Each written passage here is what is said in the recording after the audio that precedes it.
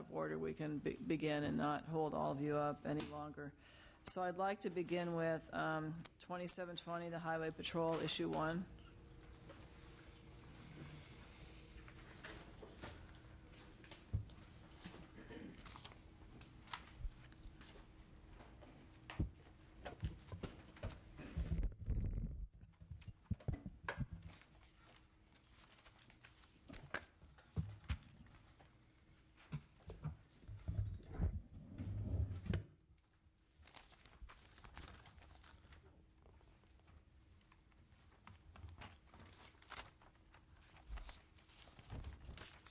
Do you have any comments on this before we move forward or ask any questions? Thank you. Kevin Green with the California Highway Patrol.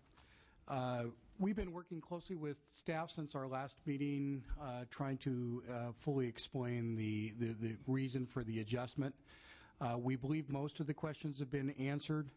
But I just wanted to emphasize again that the patrol's intent here is simply to cover the costs that we are billed by Caltrans for our share of the costs at the Los Angeles Transportation Management Center. And are there any comments from the LEO's office? Yeah.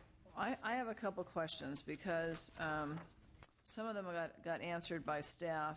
In the agenda, I now understand that the projections in column 1 and column 2, column 1 were that they're both 12-month and not 21 and 15-month, as the periods indicate.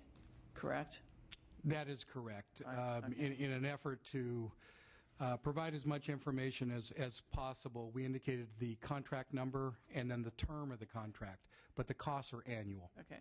So in this, we say that you're eliminating the budget item for communication systems maintenance as $200,000 because that it's not a CHP expense. That is correct. So my question is, should that be transferred to whatever agency is responsible for that item, or is that part of CHP funds? Well, the communication costs were not attributable directly to the Los Angeles Transportation Management Center. They're attributable to our overall radio program. So okay. They're paid out of a different portion of our funds. Okay, so should that money then be transferred into the fund from which communication expenses are paid, or is that money that is part of your general fund expenditure for the local office? The money already exists. The money's already in the fund. It okay. was shown incorrectly, if you will, on the accounting spreadsheet. Okay, so then my next question is this, and I'm not trying to spend more state money, but what you're saying is that your actual your actual cost is $2,194,173, correct? And if you take the $200,000 out of the projected cost, because that doesn't belong there, the actual cost of operations then, instead of being the $1.8 million, is really $1.6 million. Is that correct? I see some people nodding their head. I mean, what we're saying is that shouldn't be in the cost. It's not part of the... It should not have been in the cost. Right. In the spreadsheet... Right. The spreadsheet has it there. So if this shouldn't have been in the cost, then your real amount, instead of $1.8 million, is really $1.6 million in terms of the difference between the actual and the projected cost? Well, I believe that we've already deducted the $200,000 on the column that shows the difference. That we'd already deducted that amount. Right, but my point is this: if that's not part of your ongoing costs, then the apples to apples comparison is, if I'm rounding this off, is $2.2 million compared to $1.6 million. The apples to apples in terms of what the actual costs are, and that difference is roughly $583,000. And if your share in that is 49%, then the actual amount difference that you're short is roughly $286,000, not $191,000. That is true. There is, because of the way the budget process works, we, of course, Right. estimated these costs some time ago. So is it that safe accurate. to say then that how you're proposing to pay for this next year is through the one-time communication systems money that shouldn't have been budgeted and $191,000 augmentation to the budget? Because on an ongoing basis, you're going to be short the $286,000. It's probably safer to say that the patrol, as it does with all of its programs, before we come to the legislature and ask for money, we first look at what we can accommodate within our existing budget.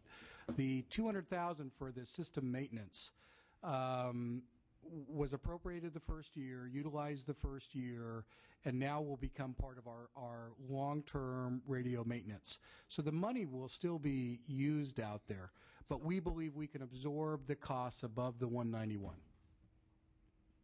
Okay, but you couldn't absorb the extra, so you can absorb, so if the total cost is actually $286,000, you're able to absorb roughly half of it, but not the other half?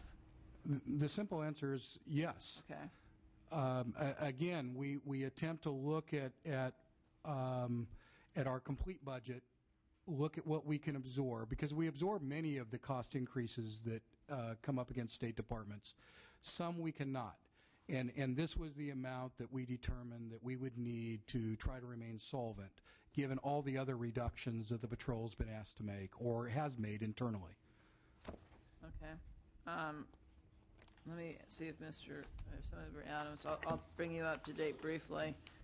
I know you looked at this sheet, but if you take out the maintenance systems, which never should have been part of it, the real difference is $583,000. 49% of that is $286,000 is what they're short in terms of their contribution. And what Right. they're saying is they can absorb within their own budget all except for the $191,000. They being The CHP? CHP, Okay. yeah. My concern, first of all, I'd like to thank CHP for coming by and sharing the information with me, and I appreciate them helping me understand the intricacies of how this came to be. My objection to what is being proposed is that I don't think that the CHP should be held liable for a miscalculation on the part of Caltrans and or DGS more specifically, with respect to their determination about what the initial costs were going to be. It strikes me that while the contract does provide for a 49% contribution from CHP, CHP's liability here is, I think, unfounded in light of the fact that they weren't responsible for making those determinations about what those initial costs were. And so I'm a little bit frustrated at having to see CHP with their limited finances as well having to be disproportionately harmed, in my estimation, based on something that was outside of their control. With that, that's just the objection I have. I guess that's really more of a philosophical consideration in light of what we're seeking to do here, but I just wanted to raise that concern that we may want to look at in the future who bears the actual liability for those determinations going forward. But otherwise, thank you very much for the information I was provided. And Madam Chair, I'm not sure if you're at this point, but when the time comes, I'm happy to approve or to recommend approval of the budget. Okay, well, what we're going to do is conduct the discussion part, and then hopefully when we get a quorum, we'll go ahead and take action. So I don't have any more questions. I mean, I agree with Senator Adams' comments, although the problem is if DGS, if they overestimate and then the department gets to keep the amount that's over, and when they underestimate, we don't charge that to the departments, then it's not even a zero-sum game. So I think the other question is how can, is there something we can do to try and tighten the estimates a little bit so they're a little more realistic? But thank you very much for providing the information, and additional information, and coming back. Thank you.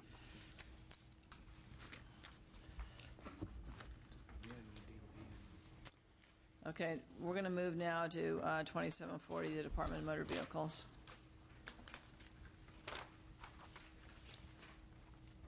Put this up here a second.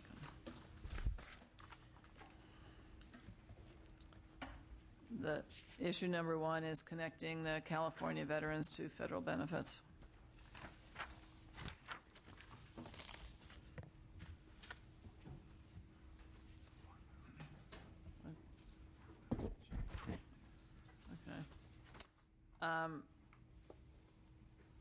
So, do you have to make any comments on this? Good afternoon, Madam Chair. Dennis Clear, Department of Motor Vehicles. Mr. Adams. With me is Bill Davidson, our Chief Fiscal Officer.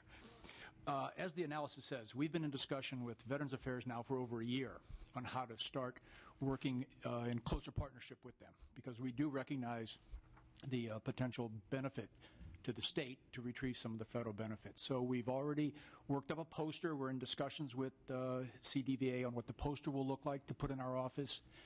We've added information on our website, which we can improve, because we've talked to Veterans Affairs about highlighting that when someone's doing an application on the website. So with regard to replicating Florida, the answer is yes. We could replicate the Florida example. Utah, in fact, has also implemented a similar program. One item would be the cost of doing it. And that's why we think having the MOU structured is a good approach, because this way we can sit down with CDVA, report back to you on what approach would make the most cost-benefit sense. Because asking every customer may not bring back the benefit. And once we've asked them and we know they're a veteran and we share that information, we wouldn't see the benefit of asking them every time they come in, because some people see us on an ongoing basis frequently. So we're going to identify the most efficient way to do it, the most effective way to do it, and probably the cheapest way to do it. So, but we certainly agree with the recommendation to get something in writing so we all agree on who's going to do what and how it's going to be delivered. Right. Do you have any questions? Just a quick, it's good to know that you've been working on this through the course of the year. To that end, how long do you think it would be before you would be able to proceed with a structured MOU and be able to come back and speak with us about what costs might be involved? A couple months, I would say. I mean, it's really a matter of, I know under the Operation Welcome Home program, what they're working with on the county level is methods of getting the information into a database. And personally, we're ready on the technology end, to be honest, probably a little ahead of what CDVA can handle. We have much more capability and capacity, honestly, and as soon as they have a contractor that they brought on board after the BSA audit, and what we want to do is sit down with their technology people and make sure we don't give them too much too soon, Mr. Adams. But if they're willing to take it, we're able to share it. And please forgive my naivety about this, and by all means, I legitimately would love for you to illuminate me on some of the concerns that you have with respect to how that might work, but I'm having a difficult time understanding why this wouldn't be as simple as just providing them a basic, database, an access or an Excel data sheet that says, here are the people who we've identified as veterans, and then allowing Veterans Affairs to basically just take that information and put it into any simple kind of database program to say, here's the folks we should be tagging and talking to. Oh, actually, we think it is that simple. Once we get the approval from the individual that we can share that information and just format the data in whatever way they're prepared to take it and set up a regularly scheduled transfer of data, because we see customers now with the online system 24/7. So it's just a matter of setting up routine. It is fairly straightforward, sir. You're right. It's not that complicated. Okay, good. That's good to hear. And I'm not sure that a veteran would necessarily object to being asked more than once if they come to the DMV, whether they're a veteran. Most veterans I know are actually proud of the fact and probably would be happy to answer in the affirmative 100 times if that were asked of them. So.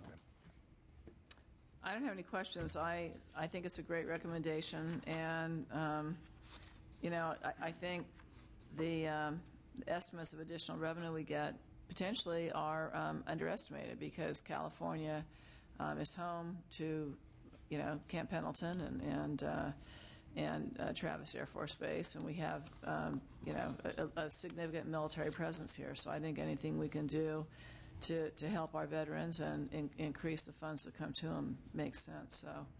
So, yes. Catherine Amon, Department of Finance. We don't have any issues with the supplemental reporting language. We've just seen the proposed budget bill language, and we're somewhat concerned with how specific it is and with respect to asking the counter time required by DMV employees and the cost of that. Okay. Well, once we have a quorum, maybe we can move the bill subject to working out any language we need in terms of making it a smooth transition and cost-effective for everybody. Right. And it is, yeah. Okay, and item number 2 is the Gold Star Family License Plate implementation. Right. And not only, and with regard to the staff comments, also Veterans Affairs has been actively requesting and soliciting the donations. So, and it's continuing to come to us. So we're certainly fine with the recommendation. Right. Thank you. So, you want to move to item 2, or is that? Oh, sorry, ma'am. That's Yeah. okay. Yeah, I was speaking to the finance letter. Right, I know you were, yeah. Gold Star, that. Right. Yeah, the money's exactly as requested, and we're just working to get the proper funding. So. Okay. And it looks like that since 115,000 was collected to date, it looks like it's successful so far. Do you have any questions? No. Thank you very much for coming today. You're welcome.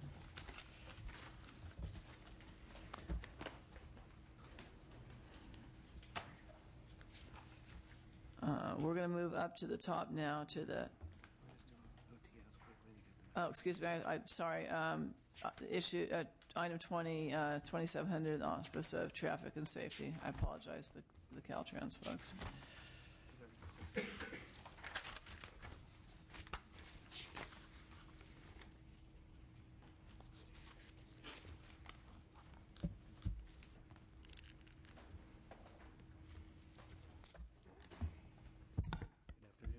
Afternoon. Chris Murphy, Office Traffic Safety. Bill Terrell, Office of Traffic Safety. Okay. So do you want to briefly go over your request? Catherine Amon, Department of Finance. I'll open on this issue. Historically, in the Office of Traffic Safety budget, they were able, on their state authority, to roll the money forward from year to year. There was specific language in their Budget Act item that provided for that. That language was changed in 2007. And although we gave them 2 years to encumber funds, we probably should have done what I would refer to as a catch-up appropriation. In any given year, they're spending about their appropriation amount, but it's in terms of when that money was first encumbered to a contract.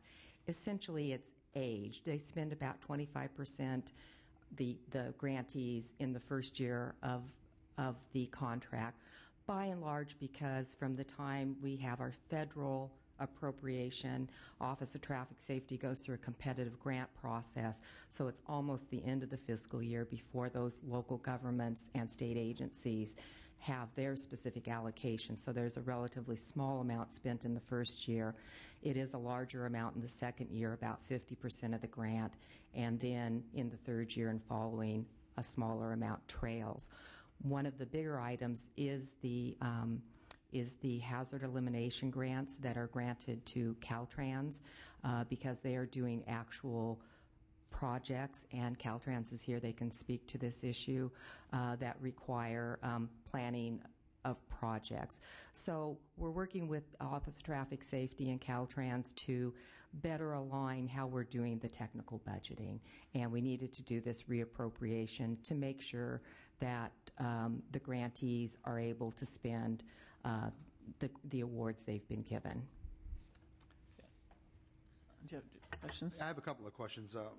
First, one of historical relevance. I'm hoping the Department of Finance can help me understand. I was not on this committee during this time. I was wondering if you could explain to me what the impetus was for removing the authority they originally had.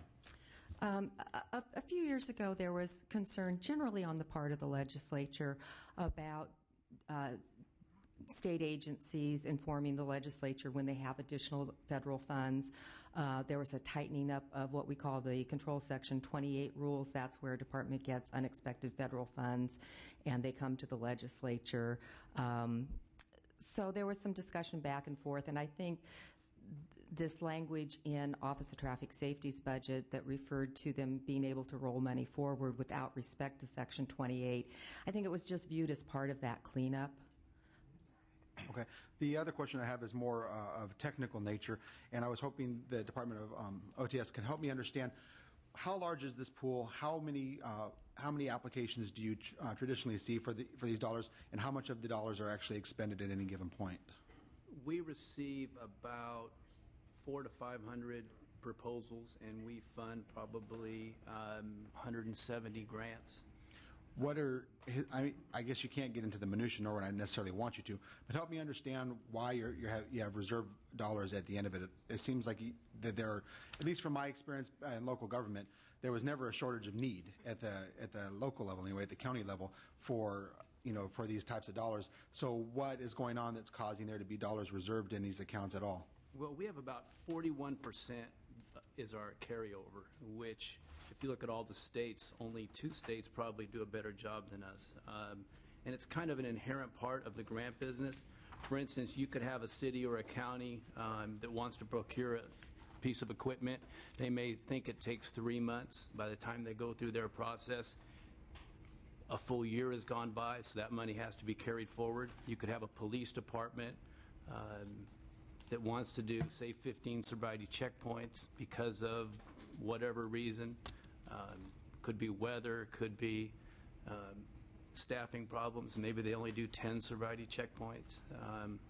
So one of the things that we really try to do is to build reasonable budgets at the very beginning, but there are so many unforeseen circumstances that our grantees face, both at the state and the local level, that this causes funds to actually not be expended fully in the first year. But this is, pardon? I was going to say also with the construction, the only agency that can do construction with our funds is Caltrans. Now, we can approve certain grants for a city or a county to buy certain items like signs or rumble strips, but we can't pay for the construction. So if that county or city cannot or does not approve for that construction, then our funds don't get spent. And we've had that on occasion. Well, I can tell you the line of reasoning that I'm pursuing here is intended to try to get from you some idea of what obstacles exist for the expending of all these dollars, with the intention of being able to take the concerns that you raise about why certain grants aren't awarded and go back and at the federal level and ask for consideration about how the grant is, or how the guidelines for grant approval actually are constructed, so that we can, in theory, receive more of those dollars and not have them sitting in a pot when we have so much need out there. So what I would really like from your office is suggestions on where the grant process may be amended and the regulatory framework around the granting, so that we can better engage at the federal level and try to see more dollars returned. I'm part of the Governor's Highway Safety Association. We're a national organization. I'm the past chairman. I was on the Hill probably 2 or 3 months ago, big part of the reauthorization as far as representing what the states need. One of the biggest things that we keep mentioning to Congress is that we receive our funding throughout the year. We receive 2 significant pots of money in the last 30 days of our federal fiscal year. That just doesn't work. So we need to get all the money at the beginning of the year. That's a major issue. We need to have one deadline for when all of these things are available, like it used to be. We are able to obligate all the money that we have to grants, and our grants start all on October 1st.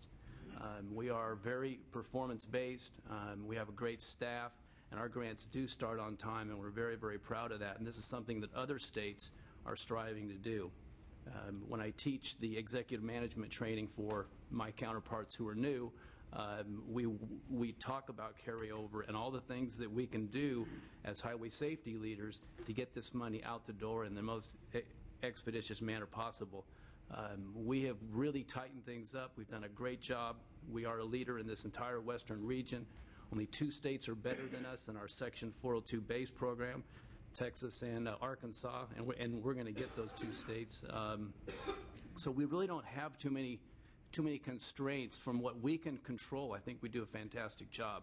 There's other things out there beyond our control at the local and state level that our grantees face. I think that's the biggest obstacle. And of course, we're working very closely with Caltrans, because most of our carryover, for instance, $142 million of it, of the $199 million, is funds that Caltrans has, and we're working very closely with them to try to expend that money down. So that's the majority of our carryover.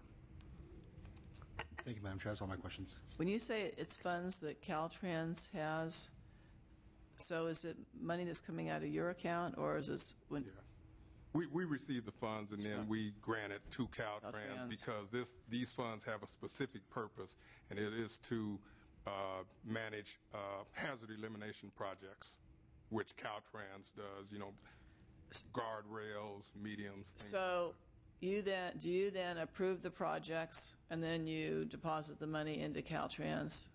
Well, no, we write a standard agreement with Caltrans because as we receive the funds, we receive the whole pot. Okay. Okay, we will write a grant or a standard agreement to Caltrans. When Caltrans identifies what projects are out there, what construction projects, then they will send us a task order stating we need, $33 million to do this project. At that point, we approve the task order, and Caltrans goes through their process of getting the necessary project progress to start the project. Okay, so this is my question. Given our 12.6% unemployment and 25 to 30% unemployment in the construction area, how are we prioritizing projects in a way that we're funding those projects that are putting people back to work? Is there any, as the economy's turned so sour, is there any process, or have you changed at all so that we make sure that the priority is jobs that put people to work? Madam Chair, if you're speaking to the Caltrans side, they'll speak for themselves, right? they're right here. As far as our side, which is the behavioral side, it's really data-driven. We try to go to the cities with the biggest traffic safety issues and try to help them. We do fund a lot of overtime. We do buy some equipment. We don't fund too many full-time personnel. Why do you fund overtime? For instance, sobriety checkpoints. Those have to be done at night. Typically, departments don't have enough people on shift. Most of our overtime goes to sobriety checkpoints. If we couldn't pay for full-time bodies to do a sobriety checkpoint, number one, they don't have them. Number two, supplanting would be an issue. So it has to be over and above, which is where the overtime comes in. Do we do any calculation to see if sobriety checkpoints over a year add up to one person or two persons, and then we adjust our personnel complement accordingly, so we can then schedule in a way that we're not paying the top dollar for that? Excuse me, I didn't quite catch that. I think I understand the question. Yeah. I think and please, by all means, correct me if I'm mistaken, but I think the idea is, the presumption is if you're paying overtime, then it was an unanticipated extra cost. And the question really is what are, I guess the question really is, because is it CHP that's doing the sobriety checkpoints, or who's actually? No, it could be local. Local. So the local, how are we incentivizing, or how are we encouraging the locals to adjust accordingly so that overtime doesn't become a necessity as a function of the fact that they're going to continue to do sobriety checkpoints and presumptively there isn't an end in sight? That's an excellent question. Sobriety most police departments, we just did a survey and we asked police departments if it weren't for the overtime that our office provides, could you do sobriety checkpoints, and who is doing sobriety checkpoints on overtime without our funding? Basically, it came back, if the funding wasn't coming from us, they wouldn't be able to do them. I think it's a matter of local police departments are strapped. It costs probably about $8,000 to do a sobriety checkpoint on average, while local police departments feel there's great value. I think financially, if they had to do them on their own, many probably wouldn't be able to do it. I think the best thing is that there's probably the number one countermeasure if we're trying to look at what saves lives as far as DUI. It's a big priority for us, big priority for the feds. Studies have been done in the last 30 years that show it to be a great lifesaver. I have no problem with sobriety checkpoints. My question just relates to, depending on how many hours, is there a way to fund the total hours so that personnel can be managed in such a way that we're not having to pay for sobriety checkpoints with overtime, but we can pay for them with regular hours, and in essence, probably even be able to fund more sobriety checkpoints. I don't think locals could absorb the cost to the magnitude that we're funding them now. Do you have something to add for Caltrans in terms of your? Well, only because I'm Cindy McKim, Chief Right. Deputy Director at Caltrans. Only to the extent that Caltrans is responsible for the construction side of the projects. Mr. Murphy talked about the behavior side. That's the sobriety checkpoint kind of thing. The actual elimination of hazards on the roadways is our responsibility to implement. Because the program kind of grew, this federally funded program, and the funding was volatile, we have adopted a program where we don't actually plan and design the project until after we're assured the funding. Given how the program has now evolved, however, we think that there is less volatility, and that opens up some opportunities for us to work with the Office of Traffic Safety to expedite our delivery process so that the grant that they issue becomes more of an allocation action item rather than a programming step. So we think working together over the next several months, we'll be able to expedite the process and get the projects moving more quickly. And I think that we do need some opportunity to do the catch-up that Catherine mentioned earlier, but we should be able to get this rectified by this time next year. Yeah.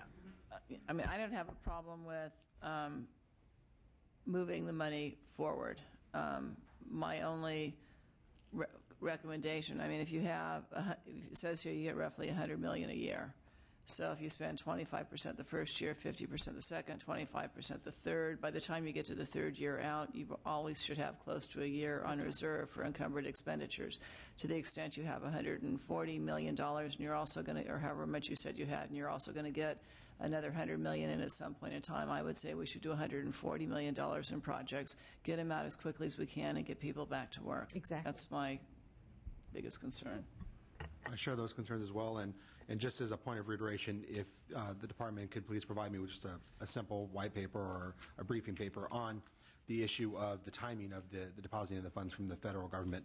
It's something that I would like to personally advocate on, too, because I want to make sure that we're moving these dollars as expeditiously as possible. Yes, sir.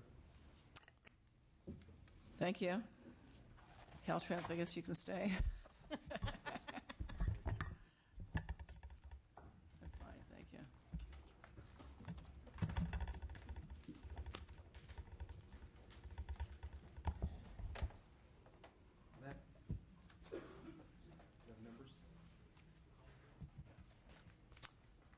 We're starting out with, obviously, it's 2660. Issue 1 is the Marysville office building.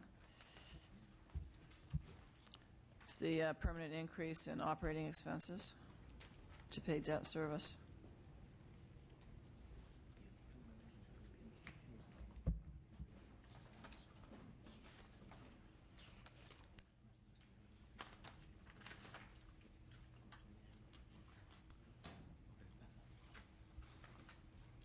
Eureka Office Building Project. The department requests in the amount of $687,000 to fund the working drawings phase of the Eureka District Office Building Fire, Life Safety, and Infrastructure Repairs Project.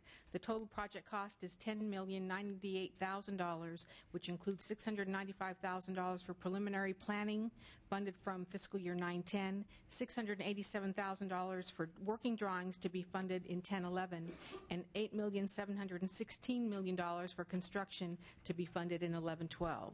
This request was deferred from the fall so that Caltrans could confirm that our SHOP program had sufficient funding for the project, and we've now made that confirmation. So when do you expect the working drawings to be complete and the project to begin to be bid then? The project would begin construction in the 11-12 fiscal year. So you'll be bidding at the end of this year? When will you be bidding it, do you know? In the 11-12 year, because we need the appropriation authority to be able to actually award the contract.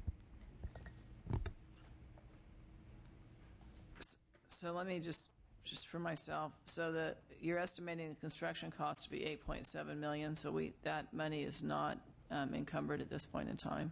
No, it would not be encumbered until we receive the authority from you to move forward. It has been programmed as part of our State Highway Operation and Protection Program, so the money's Okay. been identified. It's been identified, okay.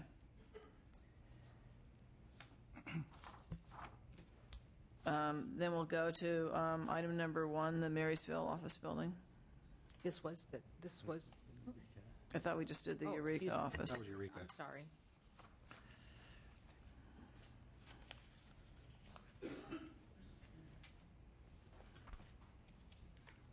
Can I go back to Eureka? If this project ends up being ready to bid in next January, or whatever, will you come back to us at that point in time and ask for the appropriation, or will you wait 6 months to bid it? What is the procedure there? I can answer that. Thank you, Madam Chair. Randy Katz, Department of Finance. Generally, to bid a project, you'd need to have the construction appropriation in place. Now, it's our expectation that we won't be starting working drawings the exact minute the budget's passed. Right, They'll probably be around January 2011, thereabouts. So by the time we are ready to proceed to bid, it should be very close to the start of the 11-12 fiscal year. Okay. But in general, if you were to complete working projects before a fiscal year ends, do you wait, or do you come back to the legislature for the appropriation, so that we know, so we go ahead and get the job out to bid? Madam Chair, Dana Curry with the Analyst's Office. As far as we know, usually it depends on the estimation of how long it takes to do working drawings. Oftentimes, if a project is expected to have working drawings finished in the middle of the year, then the Department of Finance and the department will actually ask for both working drawings and construction money for that year. Okay, thank you. Marysville? Mark Tollefson, Department of Finance. This request is for $2.4 million from the state highway account to pay debt service costs on the District 3 Marysville office building, as well as debt service costs associated with the reconstruction of the central plant in downtown Sacramento, which provides heating and cooling for all the downtown offices. Yeah, go ahead. I have a couple of questions concerning this. First of all, are we paying debt service on it now? Currently, there are amounts budgeted for Marysville. There was an accelerated lease revenue bond sale, and the incremental difference between the 9-10 budget and the 10-11 budget for Marysville alone is about $733,000. In terms of the central plant costs, those were distributed out to multiple departments, and Caltrans' share of that is about $1.7 million. So, just to be clear, are we accelerating the payments, the repayment? Is that what we're trying to do here? There was actually, I believe, an accelerated sale of bonds for the Marysville office building, and because of that, there was an additional cost associated with that. The payments were going to actually hit a year earlier than anticipated, and then the central plant costs are just the normal costs associated with that building. So because there was a restructuring, essentially restructuring of the debt. Right. This has triggered the responsibility to pay additional monies now. Correct. Is that the assertion? Yes. Okay. Go ahead. I was going to ask. You may be asking my question, so go ahead. Sorry. No, go ahead. To that end, then, are we paying in sort of a layman's parlance, are we paying the minimum payment here, or are we paying above and beyond? I'd have to come back and provide that information. My concern the concern that I'm fronting here is that in light of the fact that we have a difficult budget year, and state highway account dollars are in ready demand at every turn, I don't want to think that we're paying additionally beyond what we have to pay right now, unless there's a compelling public policy reason to do so. So I just want to know where we are with that. Yeah, at this point, we're not paying any additional amount beyond what we actually need to pay. This was just a sale occurred, and now these debt service costs are hitting in the 10-11 fiscal year. Jessica DiGiambattista with the LAO. The Marysville District Office Building is a new building, and so our understanding is that it was just the timing of when the lease revenue bonds were sold that it occurred earlier than had otherwise been budgeted for, which is why there's this incremental cost difference.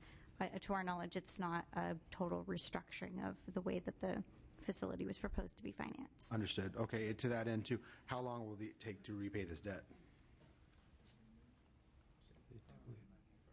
5 years. I think typically they're 25-year bonds, but we can come back and provide staff and the members that information. Thank you. So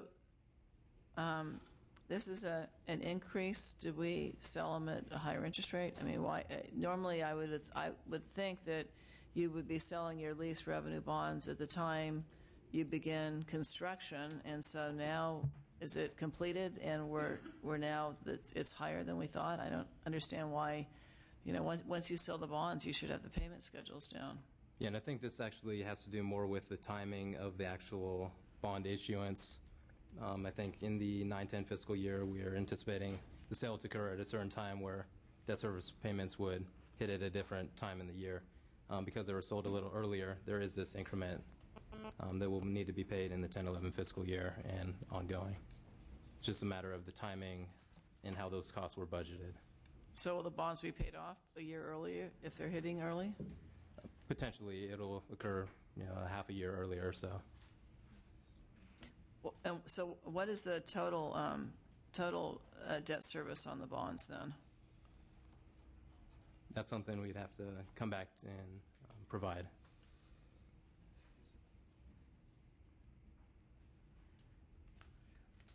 Do you have any other? What? Yeah. So it's usually about $70,000 for every million borrowed. I know. But if this is just an increase, then the total debt service could be higher. We're going to go ahead and establish a quorum. Buchanan? Here. Buchanan here. Adams? Here. Evans? Fuhrer? Oh, I apologize. Blumenfield? Fuhrer? Here. Harkey? Still here. Yes.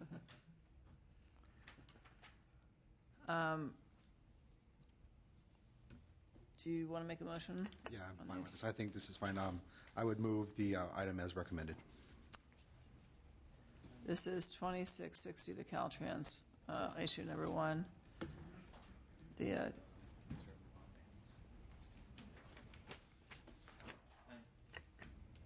have a comment, but not. No, unfortunately, I've had 3 conflicting commitments, and so I have not been able to listen to the prior discussion. I know the source of funds is not the general fund, but this is the $2.4 million for the building, right? for the debt for the debt service associated on a with building it. that's already constructed. Yeah. What was, and again, forgive me, what is the concise answer to the question, why is this an unanticipated amount of money? Just someone, what's like the 2-sentence answer to that? For the Marysville building itself, these bonds were sold ahead of the schedule that was originally anticipated. So these costs were not budgeted for in the 10-11 fiscal year. I can try to help. Okay. I don't understand the answer. Sorry, Randy Katz, Department of Finance. Generally, lease revenue bonds aren't sold on buildings until they are nearly complete. That gives us a better estimate. Unfortunately, with the freeze on interim financing, with the freeze in PMIB loans, in order to move many of these projects forward, they needed to be sold earlier, either upon completion of design or when they're fairly early in construction. And so that can have an effect on the unanticipated nature of needing the funds now rather than in the 11-12 fiscal year. So you're saying as we sold the bonds early so we could borrow from them to balance the general fund? No, you sold the bonds early because the source of the bond sale otherwise would have been precluded because the funds were the market was frozen during that period. Is that correct? Essentially, it was an inability to get the interim financing needed to complete the Got it. So you project. couldn't borrow from the PMIB to complete the project, so you sold the bonds to provide a source of funding.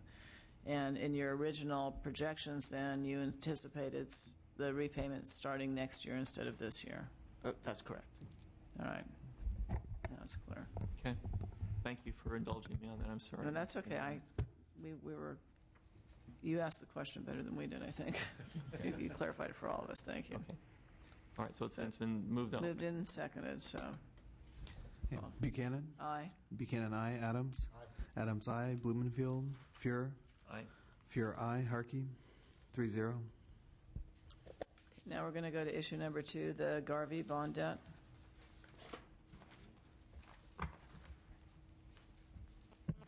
The department requests budget authority in fiscal year 10-11 for $680 million in Garvey debt service and related financing costs to potentially fund State Highway Operations and Protection Program SHOP projects.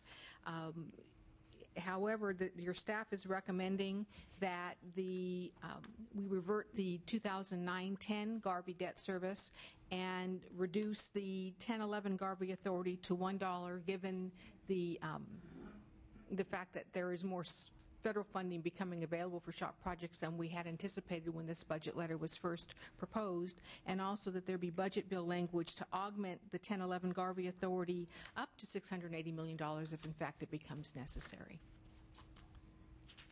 Any questions? No, this action already took place in the Senate as well, and I think it's appropriate to go forward with this and to rely on Joint Legislative Budget Committee's determination about this. I think it's an appropriate step forward. So, Madam Chair, with that, I'd move the staff recommendations for 1, 2, and 3. Is there a second? Yeah, I'll second.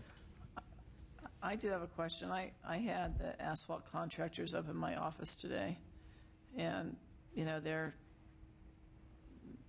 had over 100,000 layoffs in the industry. So I agree that pay-go is always preferred, and, there's no point in incurring interest if we don't have to, but I'm just going to ask the same question that you've heard me ask throughout the hearing. Are there projects that we can do with this money and alleviate some of the unemployment that we have? At this point, all the projects that are ready to move forward to construction have already been funded and are moving forward with other funds. What about, repaving projects on some of the roads that we drive on that are not in very good shape? All of the projects that we have put through the design process have already been funded because of the additional error between the federal stimulus funding and our normal SHOP funding that we're receiving this year. We have fully funded all of our shelf of delivered projects. So I don't want to beat a dead horse here, but it's hard for me to believe with the roads in the shape they're in California that there aren't additional projects that need to be done. There are additional projects that need to be done, but they would not be ready to move to the construction phase to take advantage of the Garvey financing at this time. If we do have the opportunity to accelerate a project and we need the Garvey authority, the language that's been proposed here would give us the opportunity to. And what needs to be done to accelerate the projects? We would need additional staffing and resources to be able to do that. In addition, Madam Chair, to use Garvey bonds, the project has to be approved by the federal government to use that bond authority.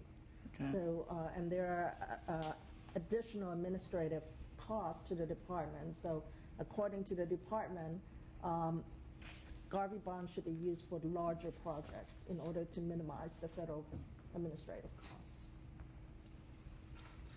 But if you use the Garvey bonds for larger projects, does that fill up the other money to deal with the backlog? It should. Okay. If I may, just as an addendum to that concern, one of the things that I hear from my locals oftentimes, and I should preface this by saying Caltrans is to be commended. They have actually gotten much better at this over the course of the 6 or 7 years that I've actually been interacting with Caltrans.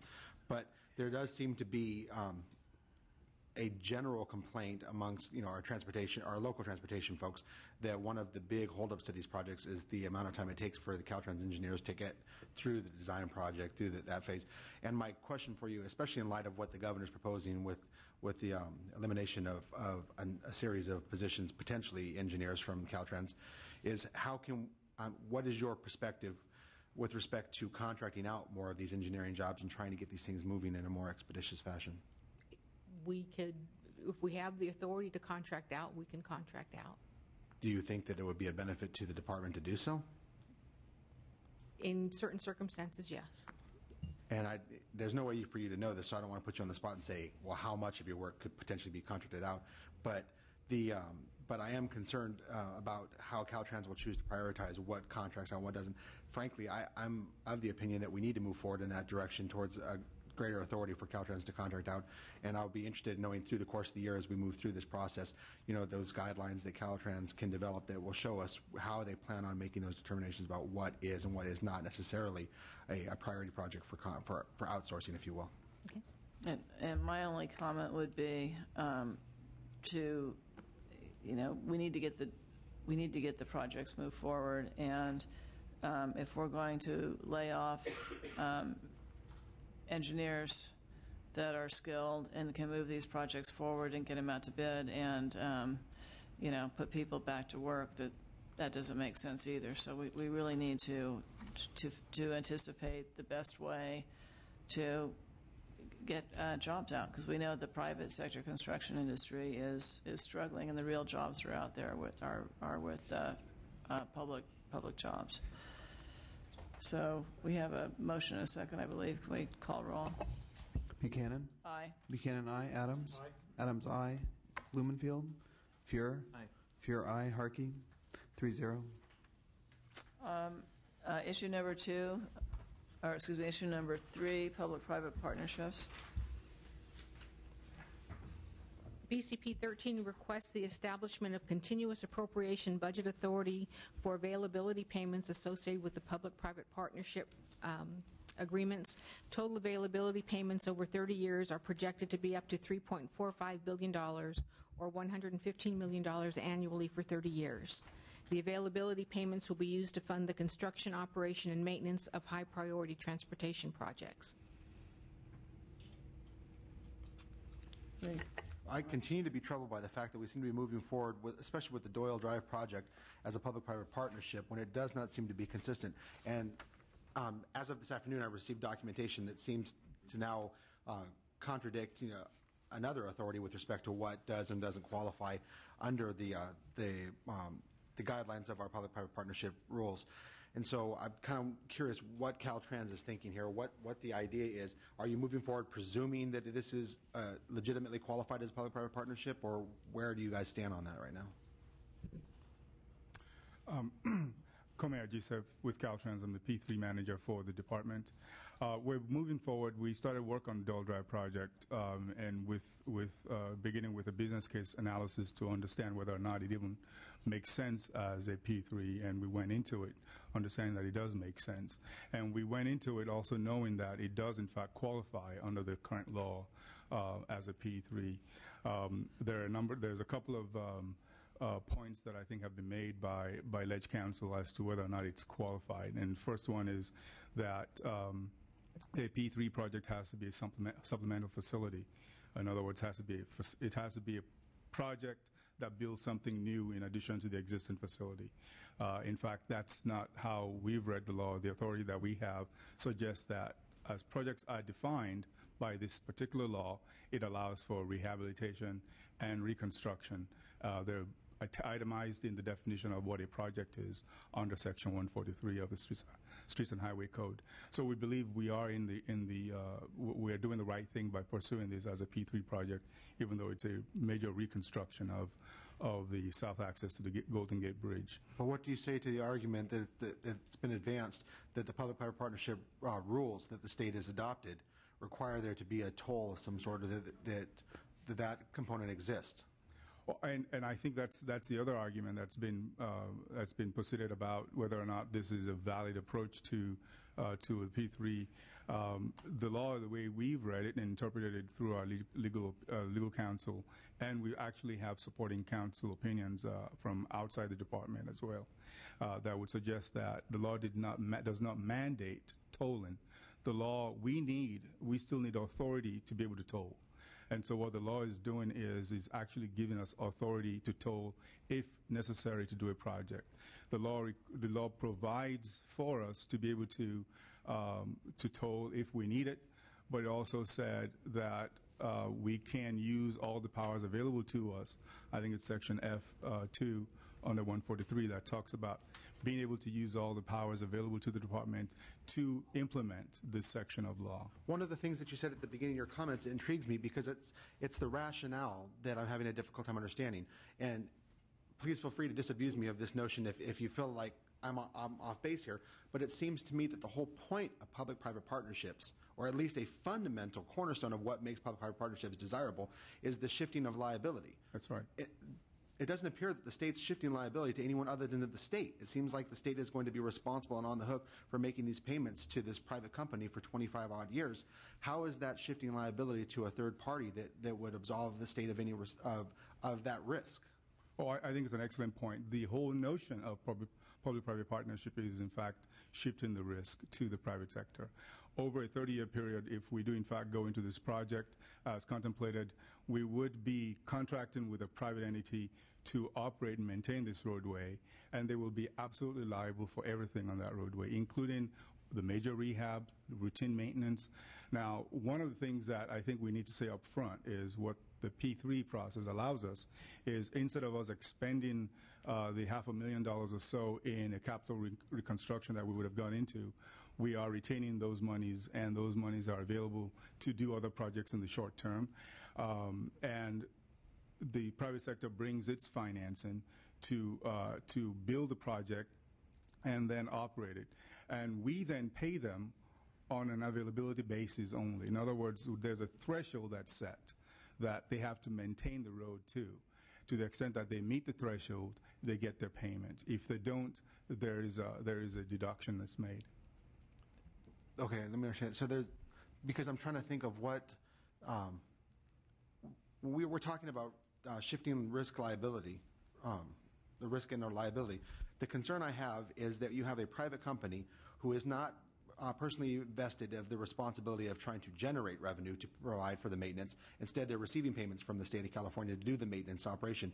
If, for instance, this company decides, either through negligence, their own negligence, or through forces outside their control, they end up bankrupt or they end up out of business, the state then bears that liability for finding somebody new to come in and fill out the rest of the contract. What assurances do we have that we're not going to essentially be doing California taxpayers a massive disservice because we have this non-existent actor now? Yeah, I think that's another excellent point. In fact, our contract, the concession agreement that is already in the public domain for folks to review, shows extensively some of these things that you're talking about. The private sector actually has a risk going into this. Keep in mind, they've spent about $500,000 building this project, and they're not paid yet. We've made a milestone payment, at least under the analysis that we did. We were hoping to be able to make a milestone payment to encourage them to complete a major milestone on time. We've set a milestone payment that will make it's not enough to cover what they've already expended. They're obligated then, out of their exposure, to continue to make sure they do all the right things so they can get paid. And as we pay them, that allows them to be able to meet their financial commitment. So they're on the hook all the way through. And that's really the beauty of availability payments. It allows us to keep them on the hook throughout the entire 30-year regime of the contract. It allows us to ensure that they do all of the right things that they need to do. For example, they're required to fund a renewal account as they go forward. This is to make sure that when things break, they're replaced immediately. Things are fixed as they're needed to be fixed. Preventive maintenance is done. Major rehab maintenance is done. All of that's required, and we're watching to make sure that they in fact fund that account and they have a work program that makes sense. Well, again, and so not to be pedantic, though, and excuse me, I apologize for interrupting. That's all right. But not to be pedantic, but notwithstanding their best intentions, if they go under, how do we remedy the situation? Who takes responsibility for the project? Well, the financing actually takes care of that because they are still out money. We haven't paid them for what they've built. If they go under, we've retained. You retain the original asset, but we still have the responsibility then to maintain the road for the lifetime of that project without the benefit of having this person who is supposed to be contracted to do the work. And we haven't paid them anyway. And so they would be losing substantially if they went belly up because we would have step-in rights and a number of things could happen in this case because one of the things that I think is understated is the discipline that the financiers of the P3 program actually bring to play. There are others that have put money into this that are also watching. And so if the developer in the main goes bankrupt, the banks that are holding the financing on this will also be looking to make sure they don't go under, one, or if they do, to make sure that another person can step in. Assuming we approve of that. So all the way through this, there are really serious checks that we have in place to make sure that the public is held whole. Madam Chair, with your indulgence, I'd like to hear what the LAO has to say about it, though. Okay. I have a number of questions myself, but go ahead. Yeah, as you are aware from the last time that this committee heard this issue, our understanding is that the project, as well as the availability payments, is not allowed under current law per the Legislative Council opinion stating that. In addition, for the Doyle Drive project, even if the legislature, say, did want to amend current law to allow for availability payments, we think that there's not clear benefits to the state by doing this project, doing the Doyle Drive project as an availability payment approach because the project is already fully funded with pay-as-you-go sources. The project is half under construction currently, and based on the data that Caltrans has provided and their consultants have provided in their business case analysis, the state would be paying up to $1 billion or $1.5 billion over a 30-year period for work that's worth only about $690 million. And so it seems like we're paying a very high premium to have this project outsourced to the private sector and have them take on those risks. But the risks that are identified, Caltrans is quantifying as only being about $100 million in construction risk. And so it seems like you'd be paying a whole lot more to minimize the possibility of a much less expensive risk. And we just don't see how the numbers pencil out and where the benefit to the state really comes.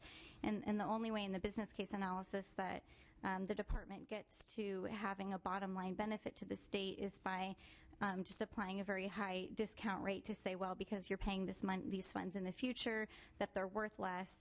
But we think that discount rate that's used is inappropriately high. Was used? It was 8.5% that was used in their business case analysis. Yeah, which is much higher than the state's cost for borrowing, which would be maybe a more appropriate measure for the time value of money for the state, especially in light of the fact that this project is already funded. So. Do you have any questions? No, yeah,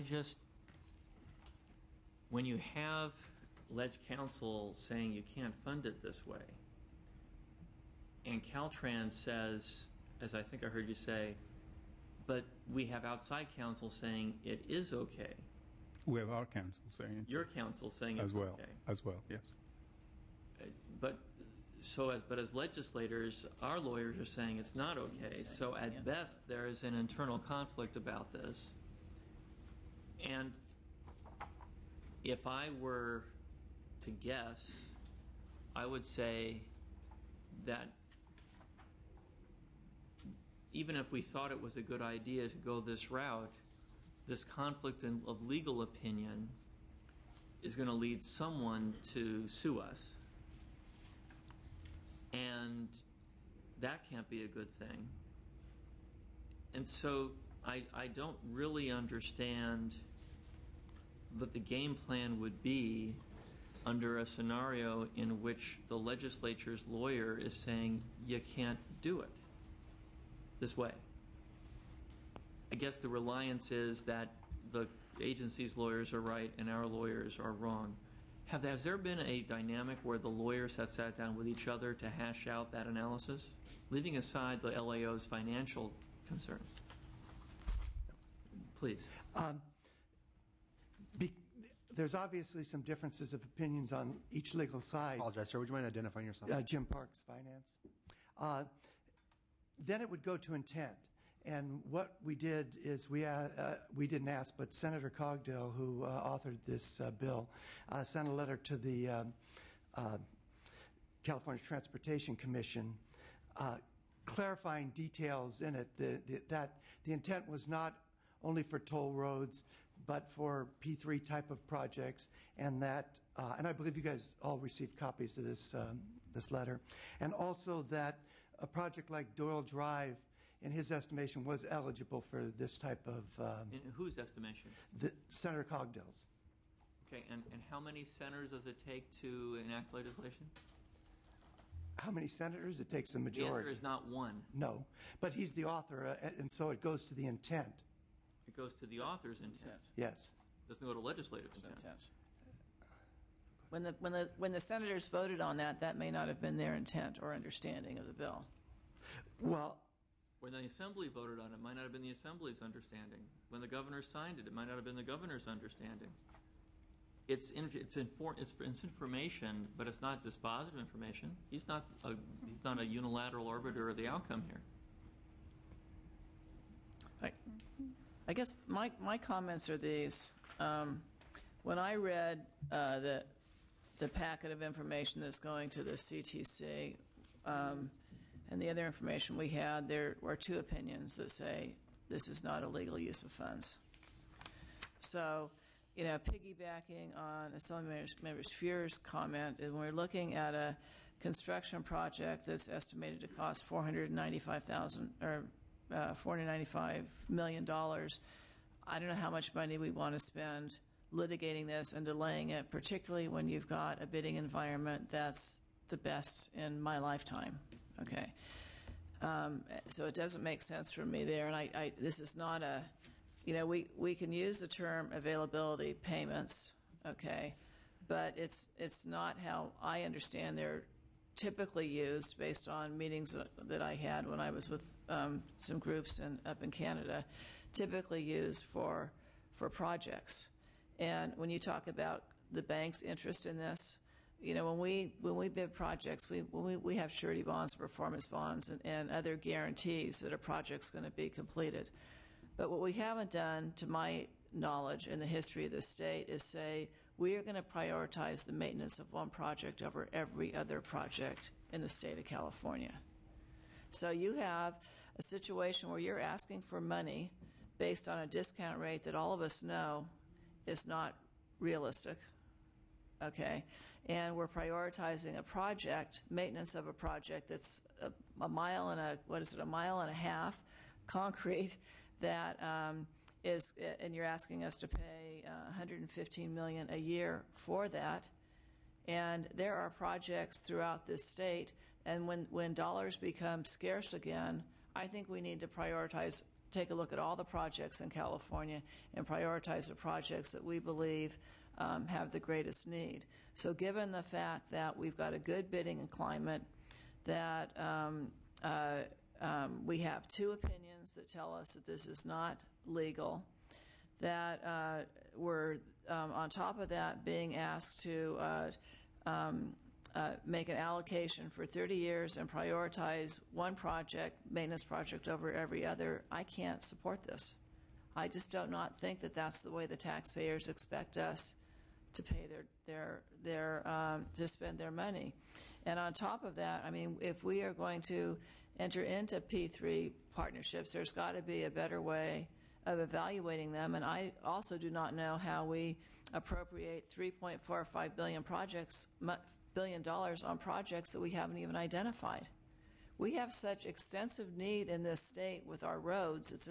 It's a common complaint that all of us get to be fixed, and a need to get people back to work. If we want to go from 12.6% unemployment to 5%, which is what they consider full employment, that's 1.3 million jobs we need to create. And we can't be putting money aside for something that might happen in the future when we have needs today. So we've got to have a better way of evaluating it, and we've got to have a way that we don't do what we're doing here, that prioritizes 1.5 miles of road over all the other roads in the state of California. So I cannot recommend approval. I don't know if there's the staff recommendation is to reject the BCP and the related finance letter. I don't know if there's a motion. I would for move that. the staff recommendation. Is there? You know, a second. I just want to clarify. Okay. It's not as though the staff recommendation, if it were to pass, results in no project, right? It just results in a different funding mechanism to provide for the project. Right. Like Garvey bonds like that. That's right. It provides. There's funding for the project, but and it directs us to complete the project with funding sources, but it does not commit to 30 years availability wouldn't be the payments. Appropriation wouldn't be this. Yeah, fine. Right. I think one of the points to make at this time is that the project is truly not fully funded. I mean, it's often said that it's fully funded. We have funding sources identified and committed to go to the project, and we don't have all that money. We asked for $50 million in Tiger funds. We got $46 million. So $50 million that we had added to that we included to complete the funding on the project came back $4 million short. There's another $26 million. We do know from the item we took just before this, though, that if we wanted to sell Garvey bonds to complete the project, we could do that, and we could sell them at a rate less than the 8.5% discount rate that you're recommending. Our understanding, Madam Chair, is that the project is fully funded or near fully funded, and to the extent that the department wasn't able to pull together the last few $1 million that it needs, it has $600 million in savings in the current year in the SHOP program, which this project is in that program, that it has not allocated to projects, and expects to have another $1 billion in savings over the next 2 years in that program. And so we think that the department would be able to find enough additional funding to the extent that it doesn't have that. And as the department has noted, it does have a grant from one of the competitive ARA programs, and FHWA noted that this is I believe the most unsafe structure in California right now. And so we think that the department should just go forward with the project and not hold it up trying to do a different financing mechanism. And we don't think that by not approving this as a P3 that it's going to hold up the project in any way. I agree, and I agree that we not tie it up in litigation, but we go out, we bid it, and we get it done. I think I have at least one person in the public that would like to speak. Thank you, Madam Chair and members. Ted Toppin for the Professional Engineers. Thank you for giving me a minute. I will try to be brief. I guess I could probably summarize my comments by saying I'd like to associate mine with all of the committee members in the LAO. But a couple of things need to be remembered about this. We've talked about P3s in the state for 10 years, and it was always about new money and new projects. But for this administration, apparently that is not the case. What their P3 availability model is a new form of borrowing, and it's borrowing at twice the cost of Garvey bonds and twice the cost of GO bonds, and that should be disturbing because that does take money away from projects for 30 years. One of the things you didn't note that's in the CTC report from this week is that this project has already gone up. The first payment is not $150 million, it's now $173 million. The annual payment for the availability payment is not $38 to $41, it is now $43 million a year, and that is money that comes out of projects in every one of your counties for years to come. We urge support of the staff recommendation to reject the BCP. Is there any other comment? Just one, and it's, I just have to. The availability payment, the target number that's identified in the business case is our calculation based on the analysis that's been done. In P3s in other states, the Miami Tunnel project, for example, they identified a target, their equivalent of our target number was, I think, $65 million. In fact, that project came in at $35 million a year. So the analysis of what the savings is, it isn't just based on the business case. It's the process, the competition, and the potential savings could be significantly below that. So I'm not sure if that gives me more or less confidence in what you're doing, because what you're saying is we don't know what the payment's going to be, and we potentially, all right, Mr. It's going to be okay. So we're saying that what it's based on is what the top level would be. Right. What we're saying is it could come in significantly below that, and if it came in significantly below that, it makes it an even better deal. Well, if it costs less to maintain it, it'll cost us less to maintain it in the future as we move forward. Because one of my big problems is committing to one project, 30 years maintenance, and not making that same commitment to all the rest of the miles of the roads in the state of California. So can we go ahead and take the roll? Yeah, we have a motion by Senator Adams, second by Senator Fuhrer. Buchanan? Aye. Buchanan, aye. Adams? Aye. Adams, aye. Blumenfield? Fuhrer? Harkey? And we'll hold the roll open. Now we move on to item 3, public-private partnerships, issue 4, public-private partnerships reappropriations.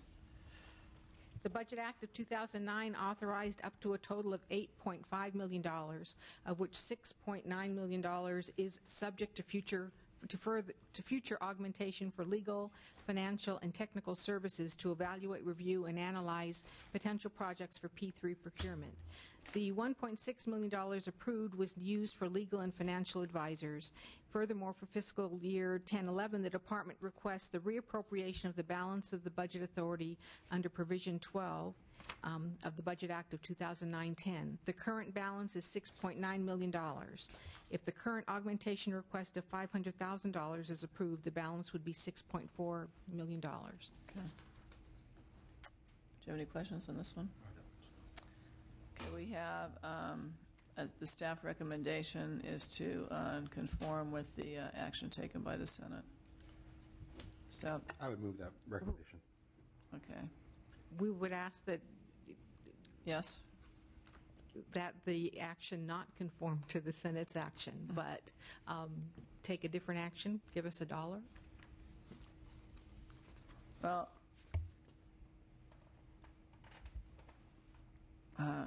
again, I'm going to second the motion. Okay. So can we take roll? Buchanan? Aye. Buchanan, aye. Adams? Aye. Adams, aye. 2-0.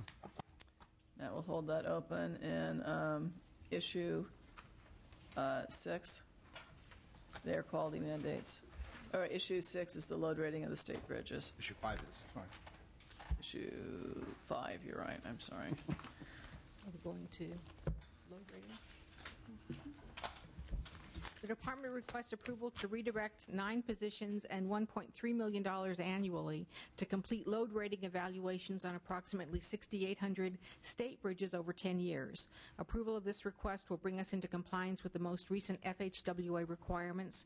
We have requested to redirect the position authority from the toll bridge collection due to a reduction in workload and funding from litter activities due to litigation, which has eliminated our ability to contract out along certain routes. The Department was asked to review alternatives that would result in a more rapid completion of new safety assessments of state bridges. We explored alternatives that would provide a more rapid completion of these bridges' load ratings. The lowest amount of time we believe for completing the work would be 6 years and 19 staff to bring us into compliance with FHWA requirements. A time frame less than that would have diminishing returns and place a significant burden on existing staff. If the Department receives less staff and is directed to accomplish the work in less time, we may be returning and requesting extension of resources to complete all 6,800 bridges. Any questions? Just the positions would be just for the load rating reviews, right? Okay. Yes. The full bridge inspections are still. Can you talk to me a little about that program? I understand that that's not what this issue is about, but it does raise an interesting question for me, and I'm curious, where we are with that as well. We have an alternative proposal, another proposal that covers the bridge inspection increases in bridge inspections. But the bridge load rating is a calculation FHWA is requiring us to complete on all of our bridges to confirm, to validate the load capacity of the structures. When we design our structures, we design them to a higher level than the FHWA standard anyway. So we believe that our bridges are safe. The load rating requirement is not necessarily, it's not from our perspective a safety issue, it's a procedural issue to meet FHWA requirements. So this doesn't necessarily, I guess I understand that, and what I really want to know is there some way for this to be a complement to the full bridge inspection program, so that we have, so we're utilizing, if we're going to be forced to do this anyway by virtue of wanting to maintain federal safety standards, is there some way for this to be a complement to the other work that's going on? I think, in fact, it does become a complement, but the bridge inspectors are doing a different function. They're out there looking for fractures or scouring at the bridge. They're actually at the bridge sites. The load rating people are doing these load rating evaluations behind a desk. They're looking at the as-built drawings. They're doing engineering calculations. So it's not the same people, although the activities certainly complement each other. Yeah. And our understanding is, in terms of how it relates to the inspection program, is that by the department having updated information on these 6,800 bridges, that would provide a better basis of information for the bridge inspectors when they go out to do the inspections, to know if there's certain areas of the bridge that may be more vulnerable or whatever, just because it would have updated and better information. And so it should actually complement the bridge inspection program, which is one of the reasons that we felt that the department should take a look at getting the work done more quickly rather than stretching it out over 10 years. Okay, I understand that.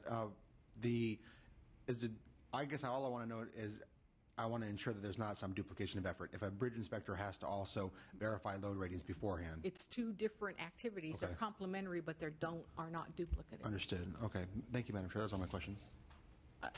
The original request was 9 positions that would be able to then complete it over 10 years, and now we want 19 positions to complete it in, what, 6 years? How come the math doesn't work out? How come you don't go 18 and 5? Because there's training, recruitment training activities that need to occur. These will be new staff. Will we be able to switch over any of the Cap Valley support staff to do this? You could potentially, because we are going to be proposing a reduction in our COS staffing, you could redirect some of that reduction over to the bridge load rating activity. Yeah, and our understanding is that you could transfer the position authority. The department's bridge program would still have to go through the hiring process to select the appropriate people that are most qualified to do this work.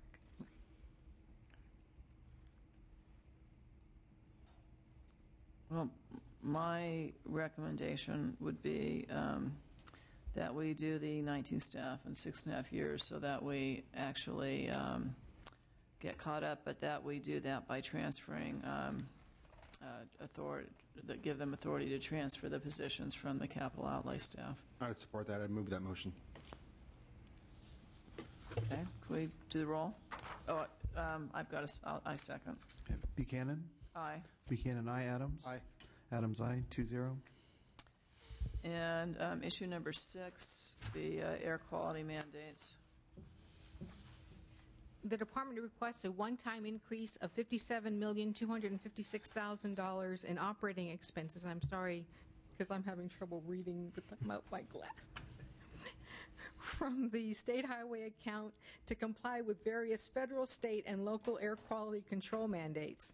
This request will fund the mandated, you'll get old someday too, Norma, mandated replacement and retrofit of 526 vehicles. Specifically, 361 vehicles will be replaced and 165 will be retrofitted.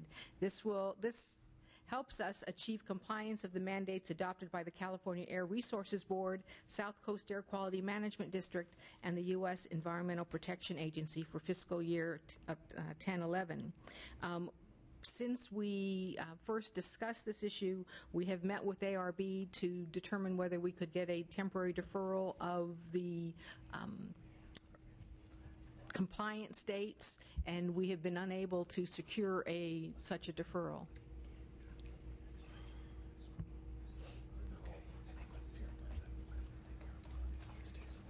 So, but ARB did grant a deferral for commercial trucks, correct? Yes, they did. And if I read this correctly, on the more detailed, Caltrans is having some of the same problems complying even with the trucks that have been retrofitted that the commercial trucks are in terms of the filters yes. performing.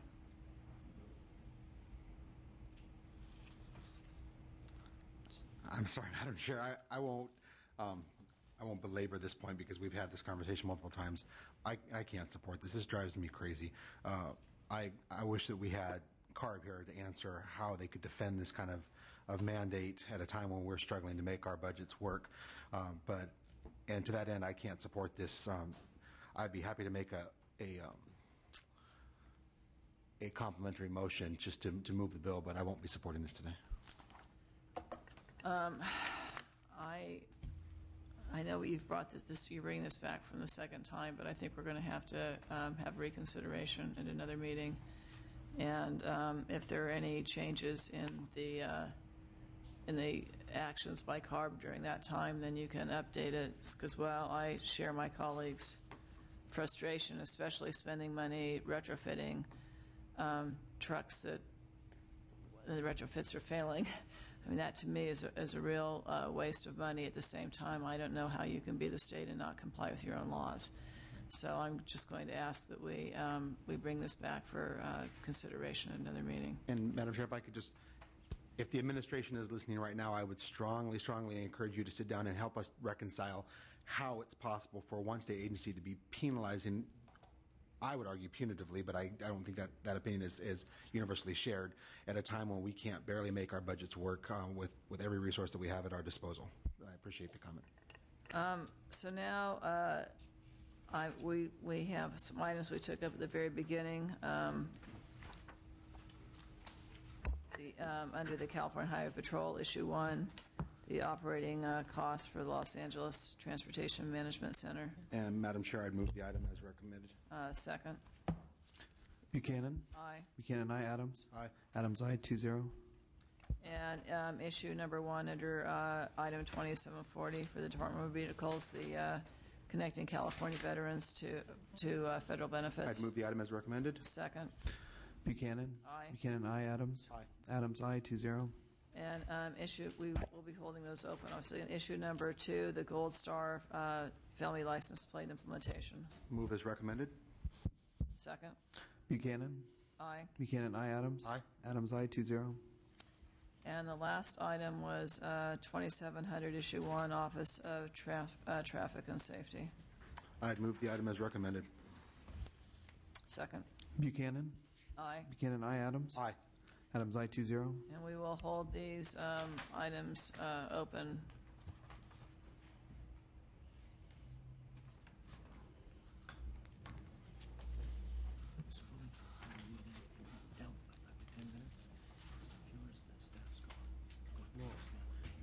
He should be back. He should be back. Yeah, that was one vote, yeah.